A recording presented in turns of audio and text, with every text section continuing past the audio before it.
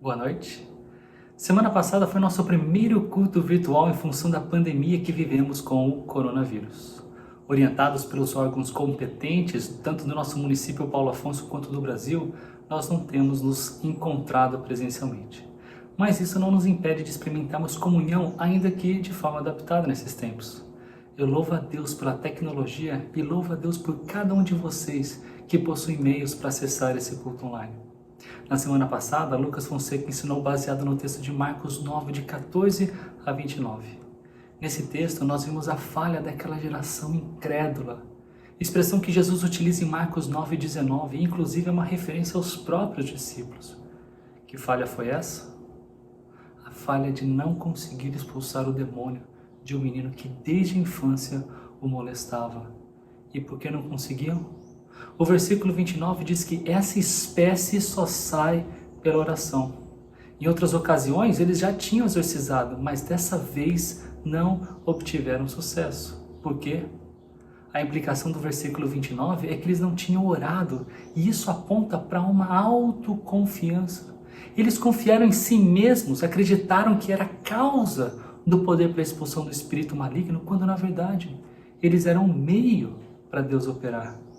O contraste nessa história é com o pai do menino, que com humildade buscava o poder de Deus e pela fé dependia do Senhor que podia mudar a história daquela criança. Em suma, o texto da semana passada nos ensina que os seguidores de Cristo precisam ser como o pai desse menino, confiante no poder de Jesus, humildemente buscando o poder de Deus em oração e dependência pela fé. Nosso trecho nessa semana continua apresentando o mesmo problema que os discípulos apresentaram no trecho da semana passada, o orgulho. E todo esse trecho, como veremos, revela um lado essencial do significado de ser discípulo de Cristo. Aqueles que seguem Jesus precisam entender o que é servir com humildade e como isso é contracultural. Na nossa cultura centrada em si mesma e egoísta, humildade não é considerada uma virtude. Também não era nos tempos de Jesus. Aristóteles, por exemplo, um dos filósofos mais influentes dos tempos antigos, que viveu cerca de 350 anos antes de Cristo, disse que o orgulho é a coroa das virtudes. Todo o coração humano é tentado a ser um adorador de si mesmo. A natureza humana, na sua condição natural, pecadora, é dominada pelo orgulho. Já perceberam que a nossa sociedade diz que parte do problema humano é a falta de autoestima? Acreditar nisso leva a nossa sociedade para patamares ainda maiores de orgulho. Essa foi a primeira imagem que apareceu na minha pesquisa e que dá evidências como prova do meu ponto aqui. Essa atriz americana diz que quanto mais eu gosto de mim, menos eu tenho vontade de ser outras pessoas. Queridos, quanto mais eu me conheço, mais eu desejo ser como Jesus. Quanto mais eu me avalio, mais eu percebo quão pecador e quão carente da graça de Deus que me transforma eu sou. A Bíblia aponta numa direção bem diferente do que disse essa atriz. Nossa alegria e nossa identidade estão em Deus e eu não fui chamado para gostar mais de mim. Pelo contrário, eu já me amo além da conta. Não foi por menos que Jesus nos instruiu a amar o próximo como nos amamos. E ao contrário do que alguns equivocadamente interpretam, ele não está dizendo que precisamos nos amar mais para que então amemos mais os outros. Nós já nos amamos mais do que o suficiente. Se você tem vontade de gostar mais de si mesmo, então você ainda não entendeu que a vontade de Deus para você é muito superior ao que você quer para você mesmo. Ele tem uma proposta de alegria, de prazer e de felicidade muito melhor do que você tem para si mesmo. A vontade de Deus não é que nos conformemos em ser quem nós somos, mas que sejamos mais como o Pai, mais como Jesus Cristo, perfeito. E Ele está o tempo todo conosco para nos auxiliar. O orgulho nos impede de caminhar com Deus. Não foram poucas as vezes que Deus nos ensinou isso em sua palavra.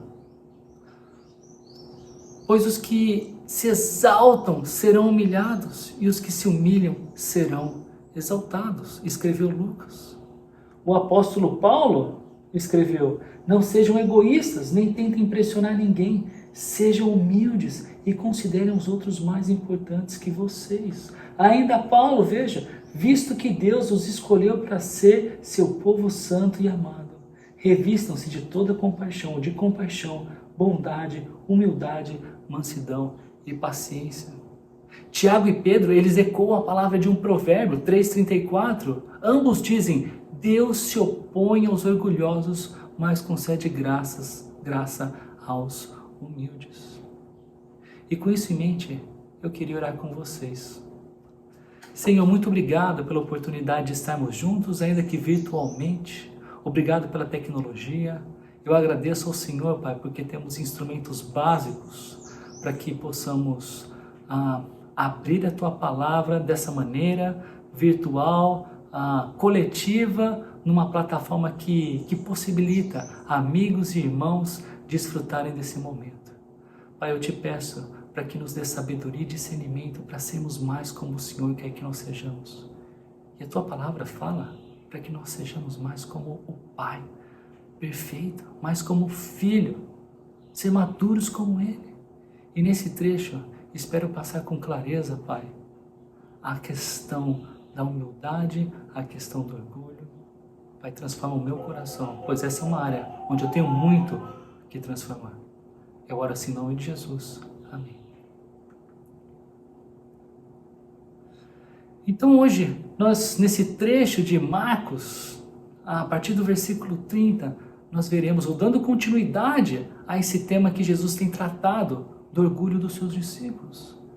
Veja, Marcos 9, de 30 a 32, diz assim: eles saíram daquele lugar e atravessaram a Galileia.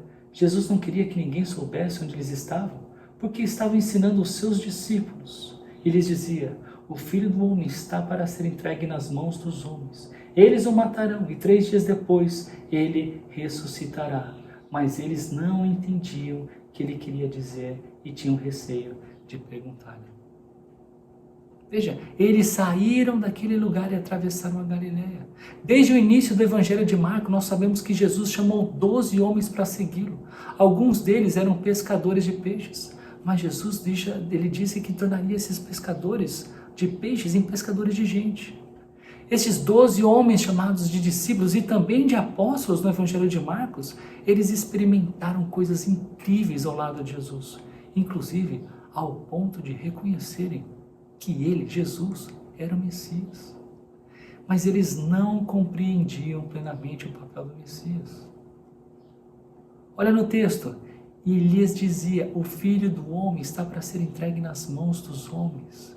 Eles o matarão e 3 dias depois ele ressuscitará. Mas eles não entendiam o que ele queria dizer e tinham receio de perguntar-lhe. Ainda que os discípulos entendessem a expressão messiânica, Filho do Homem, emprestada do profeta Daniel, capítulo 7, versículo 13, eles não compreendiam essa história do Messias morrer e ressuscitar. Na verdade, eles já não compreendiam o Messias ser entregue nas mãos dos homens. Para eles, era o Messias que tinha tudo e a todos nas suas mãos. Era inconcebível a qualquer judeu pensar na humilhação do Messias. Ser entregue nas mãos dos homens? De jeito nenhum. Morrer? Nunca. Ressuscitar? Bem, eles viram Jesus ressuscitando outros. Mas e se Jesus morrer? Quem o ressuscitaria? Percebam que os discípulos não entendiam essas informações essenciais de Jesus e perguntar-lhe não foi uma opção. Por quê?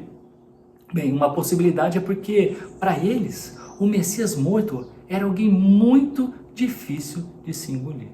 Preferiam achar que as coisas continuariam como elas eram, do que encarar a verdade. Eu não vou nem perguntar, vai que eu estou errado.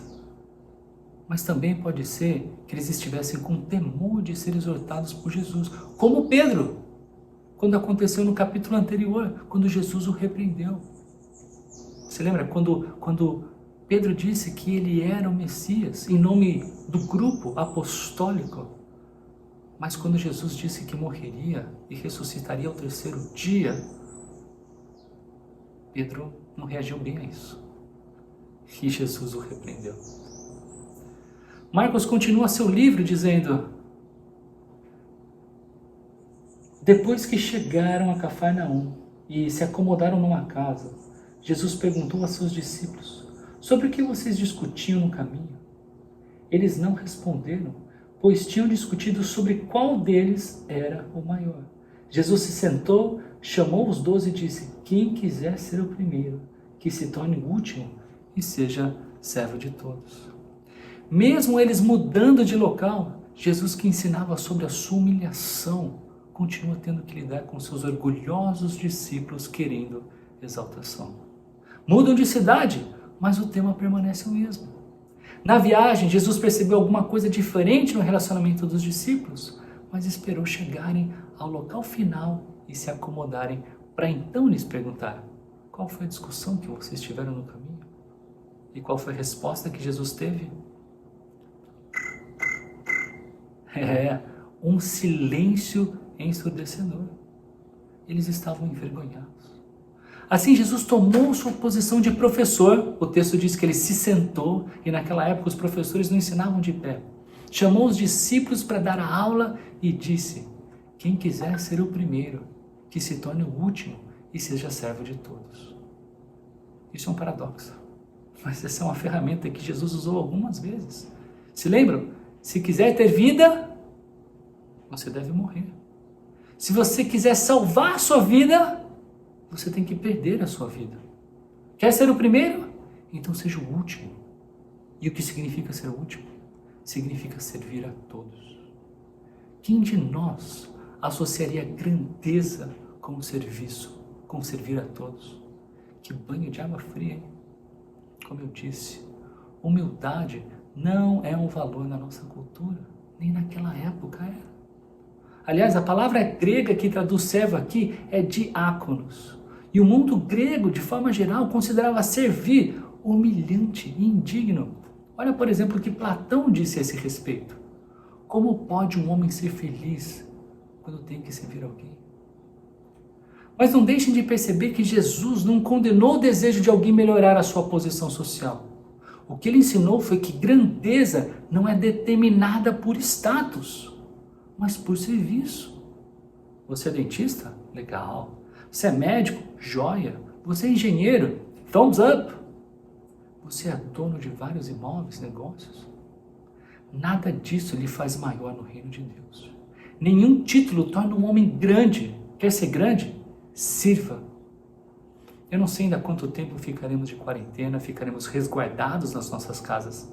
Mas quando nós voltarmos para os cultos presenciais, veja, cheguem mais cedo. Garanta que está tudo no lugar, que as coisas estão limpas, que tem copo para beber água, que tem papel no banheiro. Faz o café, limpe as mesas depois do lanchinho, fique até o final para ajudar o pessoal a fechar o prédio. Ajude as pessoas a retornarem seus carros em segurança. Gente, há muitas formas de servir. E saiba que servir aos outros é uma forma de imitarmos Jesus, de sermos como Ele. E para exemplificar, veja só Marcos 9, 36 e 37. Então colocou uma criança no meio deles, tomou nos braços e disse: quem recebe uma criança pequena como esta em meu nome, recebe a mim. E quem me recebe, não recebe apenas a mim, mas também ao Pai que me enviou. Ser servo de todos, como terminou o versículo 35, é exemplificado por Jesus no receber uma criança pequena, fofa, adorável, pura, ingênua, inocente. É isso? Não, não é isso. Essa é a visão romantizada que nós temos hoje das crianças. Mas na época de Jesus, uma criança quase que não tinha dignidade. A comparação aqui não é com a fofura, com a pureza ou com a ingenuidade da criança, mas com a insignificância dela. Numa escala de honra, a criança tinha seu valor muito próximo do zero. Não tinha poder, não tinha status e tinha pouquíssimos direitos. Crianças são dependentes, vulneráveis e inteiramente sujeitas à autoridade. Tudo que um judeu amava, né? Eu estou sendo irônico aqui, é claro que não. Os rabis da época consideravam uma perda de tempo ensinar a Torá, os 5 primeiros livros da Bíblia, a uma criança menor de 12 anos. Mesmo assim, é uma criança que Jesus escolhe para ensinar seus discípulos, que discutiam sobre qual deles era o bonzão, o maioral, o melhor. A lição aqui é, quer ser o primeiro? Então sirva. E sirva inclusive os menos favorecidos, aqueles que não têm honra, aqueles que não têm direito. Sirva aqueles que não têm status algum na sociedade. Estudando esse texto nessa semana, eu pensei na gratidão que temos tido aos profissionais da saúde. Temos honrado estes homens e mulheres que neste tempo de epidemia não têm ficado em casa. Em nome da Igreja Batista Fonte de Paulo Afonso, muito obrigado. Mas e os coletores de lixo? Pelo menos na minha rua, eles continuam trabalhando. E os carteiros?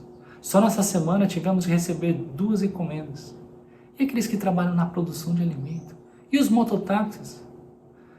Meu ponto não é diminuir a gratidão pelos profissionais da saúde, nem mesmo comparar as categorias. Meu ponto é, continue aplaudindo os profissionais da saúde, mas não se esqueça das outras categorias que na nossa cultura tem muito menos honra.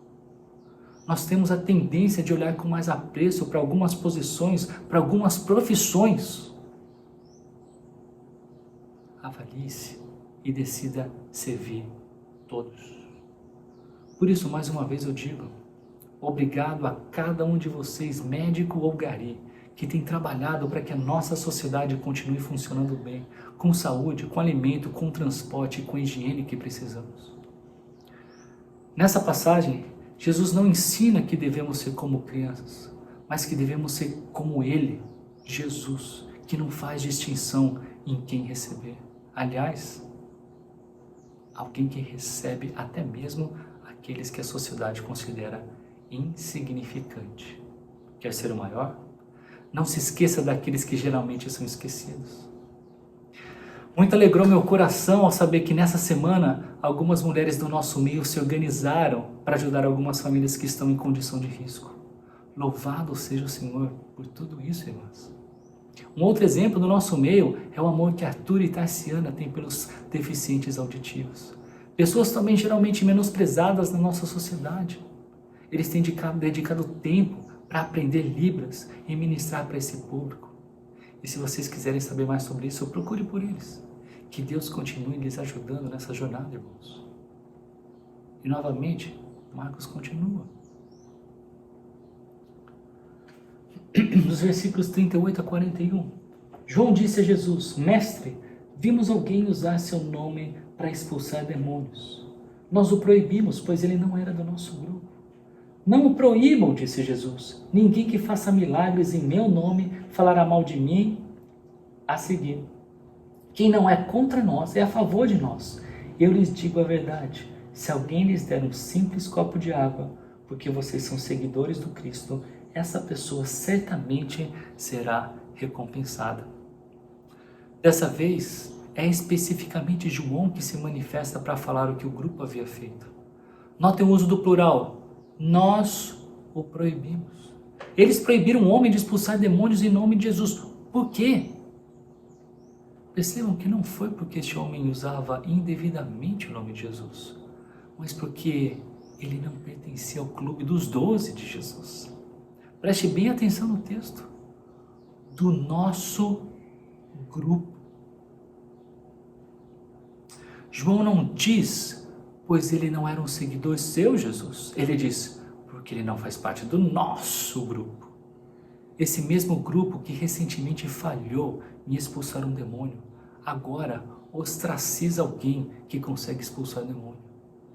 Conseguem perceber como esse sentimento exclusivista revela o coração orgulhoso deles. A questão de hierarquia, status e posição estava muito amarrada com o que eles pensavam acerca do discipulado. Eu tenho falado a vocês diversas vezes que o plantio dessa igreja em Paulo Afonso não nasceu porque acreditamos que todas as outras igrejas estão erradas. Esse grupo tem crescido para suprir a necessidade da igreja bíblica em anunciar o evangelho a toda criatura. Outras comunidades cristãs da nossa região possuem seus focos missionários em outros lugares. nós focamos os nossos olhos na zona rural do semiárido, do nordestino brasileiro. E se você é parte dessa comunidade, então você é parte do nosso plano de levar o Evangelho para a zona rural, onde há menos de 2% de cristãos bíblicos, de cristãos que verdadeiramente compreendem aquilo que Cristo fez, o que Cristo faz e a relação do que Ele fez e faz com as nossas vidas. Essa visão missionária não faz de nós melhores nem piores. Devemos ter muito cuidado para não construirmos barreiras com aqueles que vestem a mesma camisa que nós. Especialmente se essas barreiras são criadas por causa do orgulho, que não pode ter lugar no nosso meio.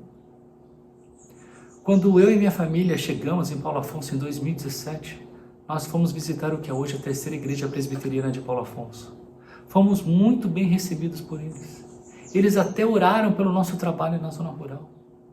Eu e o pastor dessa igreja, Silas Júnior, nos damos muito bem, apesar de reconhecermos diferenças em nossas tradições, como o batismo. Eles batizam bebês, são pedobatistas. Nós batizamos somente os que creem em Cristo, somos credobatistas. E essa é uma diferença importante? Sim, é importante porque tanto ele quanto eu queremos fazer o que é correto. E nesse caso, eu acredito estar certo, mas ele também acredita que está certo. O fato é que, apesar de importante, nós não acreditamos que esse seja um tema, um assunto essencial para o cristianismo. Entendam, queridos, que até mesmo a simples ação de alguém dar um copo d'água, em razão do reconhecimento do serviço do discipulado de Cristo, haverá recompensa da parte de Deus. Seja quem for esse irmão ou irmã, não impeça essa pessoa de ajudar. O próprio Deus reconhece o valor dessa ajuda. E isso é bem sério. Veja, Marcos 9:42. Mas se alguém fizer um destes pequeninos que confiam em mim cair em pecado, seria melhor que lhe amarrassem ao pescoço uma grande pedra de moinho e fosse jogado ao mar. Ai de você, meu irmão e minha irmã. Ai de nós, se fizermos esses pequeninos que confiam em Jesus cair em pecado. Quem são esses pequeninos? Pode parecer que Marcos está fazendo uma referência às crianças. E de fato ele está, mas não somente as crianças, adultos e idosos também. Pequeninos aqui são as crianças, os adultos, os idosos cristãos simples. É o contrário da palavra maior, de quando Marcos, no versículo 34, diz que os discípulos discutiam sobre quem era o maior. Na prática, os pequeninos são os menosprezados e com pouco nenhuma honra. Ai de nós se fizermos um destes cair em pecado. Essa expressão, cair em pecado, ela vem do verbo grego, escandalizo, que em português forma a palavra escandalizar. Se alguém fizer um destes pequeninos se escandalizar, isso é, se alguém prejudicar ou destruir a fé deles, sofrerá grave consequência. Seria melhor que lhe amarrasse ao pescoço uma grande pedra de moinho e fosse jogado ao mar, diz o texto. Essa linguagem bem gráfica de Jesus servia para mostrar a seriedade do problema que o orgulho gerava e quanto Deus detesta essa atitude. Nas palavras de um teólogo americano, lançar um pecador para um túmulo aquático foi uma maneira gráfica de nos transmitir a finalidade da ira de Deus contra o orgulho espiritual. Essa mensagem gráfica e hiperbólica continua, só que agora Jesus fala do cuidado que precisamos ter com nós mesmos. Veja só, Marcos 9:43. Se sua mão o leva a pecar, corte-a fora. É melhor entrar na vida eterna com apenas uma das mãos que ser lançado no fogo inextinguível do inferno com as duas mãos. Sua mão te leva a pecar? Corte fora, porque é melhor entrar na vida eterna com apenas uma das mãos que ser lançada no fogo inextinguível do inferno com as duas mãos. E você achando que Jesus não falava no inferno, né? Aliás, você sabia que Jesus é a pessoa na Bíblia que mais fala do inferno? A palavra inferno aqui é a palavra grega Gehenna, que vem da palavra hebraica ou aramaica, não tenho certeza agora, Gehinnom. Em português é Hinnom. Nos tempos do Antigo Testamento, esse vale, Rinom, era usado para sacrifícios humanos ao deus pagão Moloque. E ele veio a ser o lugar para os excrementos humanos, onde eles eram constantemente queimados. Entre o Antigo e o Novo Testamento, um período que nós chamamos de intertestamentário, esse lugar veio a ser conhecido como lugar da punição divina. Aliás, essa palavra, Geena, também aparece nos versículos 45 e 47 do nosso texto de hoje. Lá, os vermes nunca morrem e o fogo nunca se apaga. Se seu pé o leva a pecar, corte-o fora. É melhor entrar na vida eterna com apenas um pé que ser lançado no inferno com os 2 pés. Lá, os vermes nunca morrem e o fogo nunca se apaga. Porque eu sei que devemos entender isso como uma hipérbole, porque não há lugar para automutilação na lei de Deus. Então o que Jesus está ensinando? Ele está dizendo que os seus discípulos precisam lidar com muito rigor contra toda e qualquer tentação que eles tiverem que os faz abusar da autoridade do papel que eles tinham como Cristo na comunidade de cristãos, que eles foram chamados para servir. João, Pedro, Tiago e todos os outros, não há lugar para rejeitar ou tratar com desdém qualquer outro cristão que surgir. Querem ser os maiores? Sejam os últimos. Sirvam a todos, sem favoritismo. Interessante que existe a menção de várias partes do corpo humano, das mãos, dos pés, dos olhos. Veja só. E se seu olho leva a pecar, lance-o fora. É melhor entrar no reino de Deus com apenas um dos olhos que ter os 2 olhos a ser lançado no inferno. Lá os vermes nunca morrem e o fogo nunca se apaga. Essa menção das várias partes do corpo, neste contexto, ele enfatiza a batalha contra o pecado do orgulho e da arrogância, que inclui vários aspectos da vida do cristão. O que ele faz e como ele faz, por onde ele anda e como ele anda, o que ele vê e como ele vê.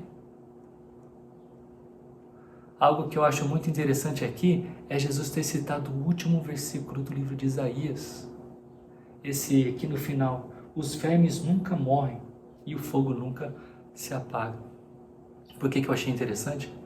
Porque nosso trecho está lidando com o tema orgulho e humildade. E no último capítulo de Isaías, que encontramos esse versículo, veja, Isaías 66:2, no começo do capítulo final, a este eu estimo, disse o Senhor, a humilde e contrito de espírito, que treme diante da minha palavra. Mais uma vez, note bem quem é que o Senhor Deus estima. Ao humilde. Orgulho é um problema presente e constante na sua vida. Eu entendo que o problema em responder essa pergunta é que o orgulho é um pecado que precisamos dos outros para nos ajudar a reconhecê-lo.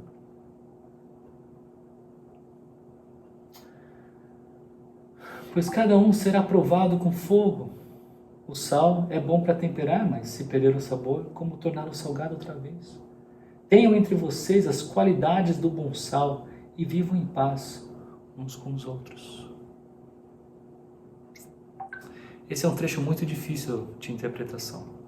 Segundo um comentário bíblico que eu li, já foram propostas 15 interpretações. E é por isso que um dos caminhos para a interpretação correta aqui é o exame dessas palavras, e no caso aqui, sal e fogo, especialmente se elas aparecem juntas em algum outro lugar na palavra de Deus.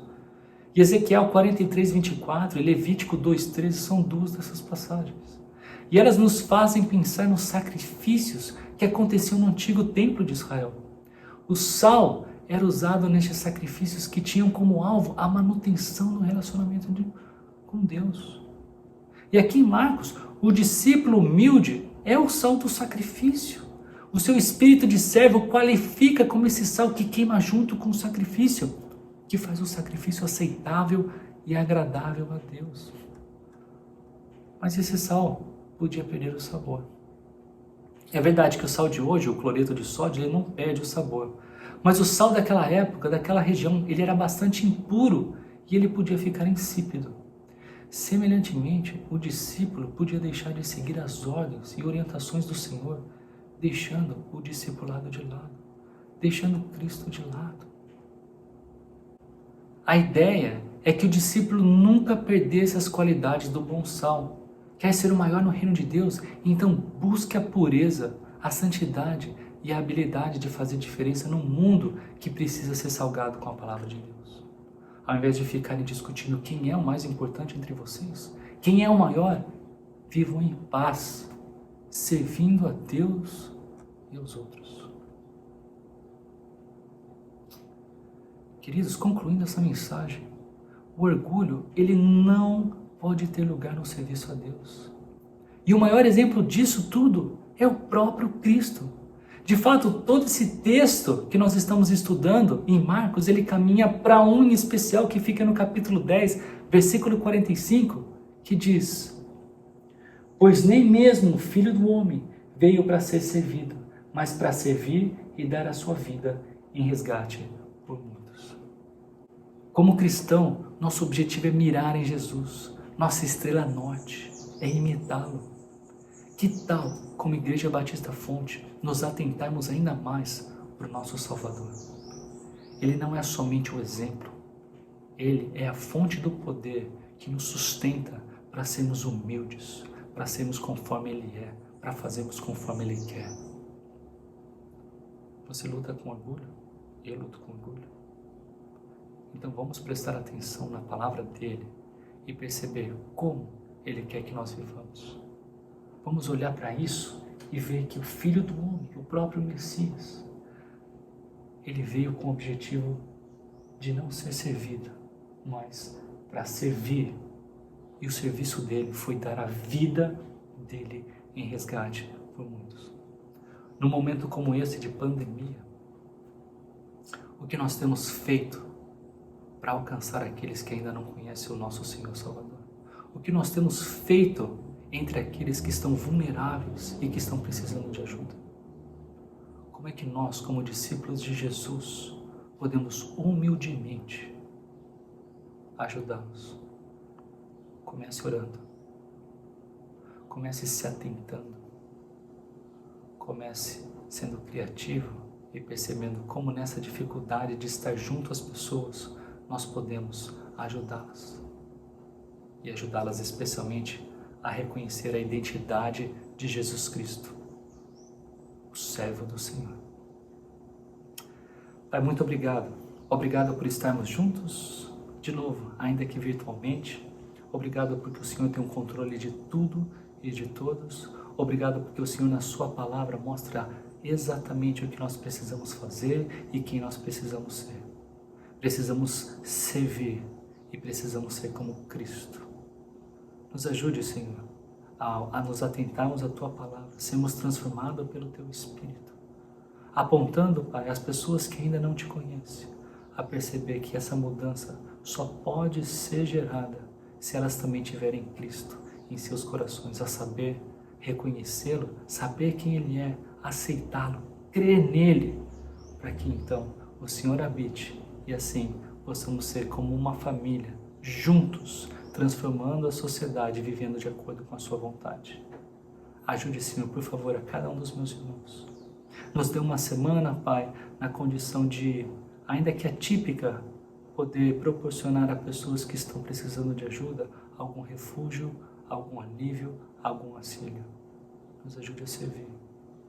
Nos ajude a ser o último. Eu oro assim em nome de Jesus. Amém. Tenham todos uma boa semana.